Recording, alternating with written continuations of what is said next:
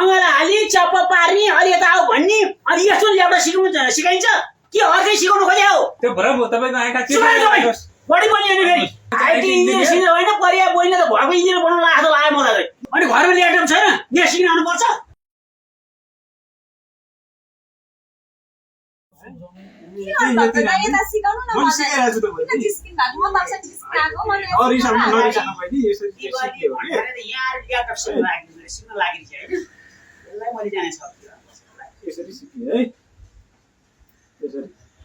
बहिनी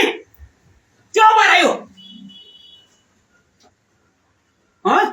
अनि भाइ तिमी के गरी पारायो हैन दाइ म ल्यापटप सिक्न आएको अनि घरमा ल्यापटप छैन यहाँ सिक्न आउनुपर्छ हैन बहिनी त हिजो अस्तिदेखि आइरहेको छिन् हैन मैले चाहिँ सिकाइरहेको छु बहिनीलाई ल्यापटप हैन तपाईलाई अन्यथा चाहिँ सोच्नु भयो होला चाहिँ त्यो चाहिँ गलत हो त्यो मैले बहिनीलाई सिकाइरहेको छु घरमा ल्यापटप छ भने मैले सिकाएको नसिकाएको मैले सबै देखाएको छु अँगाला हाली चप्प पार्ने अलि यता आऊ भन्ने अनि यस्तो ल्याउटा सिकाउनु सिकाइन्छ के अर्कै सिकाउनु खोज्या हो हैन हैन तपाईँ गलत बुझ्नु भयो हो दाइ हैन बहिनी बेलुका चाहिँ घर जानु दाइले के सिकायो भन्नु तपाईँको ल्यापटपमा चाहिँ हेराउनु लाउनु है गराउनु लाउनु अनि थाहा हुन्छ त्यहाँ के सिकाएको भनेर अहिले मेरै आँखाले देखिसक्यो के सिकायो भनेर मेरै आँखाले देखिसक्यो होइन तपाईँको आँखामा चाहिँ भ्रम हो त्यो है अझ भरम त्यो भ्रम हो तपाईँको आँखा बढी बोल्ने फेरि अनि बहिनी के हो त्यो पारा बहिनी हैन दाइ म यहाँ ल्यापटप सिक्न आएको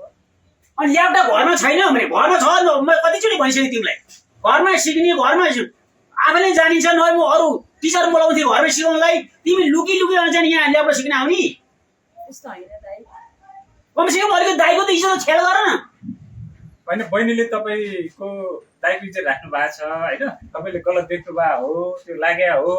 होइन बहिनी त झन् आइटी इन्जिनियर बनाइदिउँ भनेर चाहिँ दिनदिनै यहाँ सिकाइरहेको छु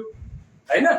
तपाईँलाई चाहिँदैन अहिलेको युगमा आइटी इन्जिनियर सिक्ने होइन परिया बोल्ने त घरको इन्जिनियर बनाउनु लाग्यो लाग्यो मलाई यस्तो पारा सिकाउनु पर्दैन मेरो बहिनीलाई परेको छैन तपाईँको बहिनीलाई सिकाउनु पनि लिएर जानुहोस् नहिँड बहिनी यहाँ सिक्नु पर्दैन यसलाई त दर्शकबिन नमस्कार यो हाम्रो समस्याको विषयमा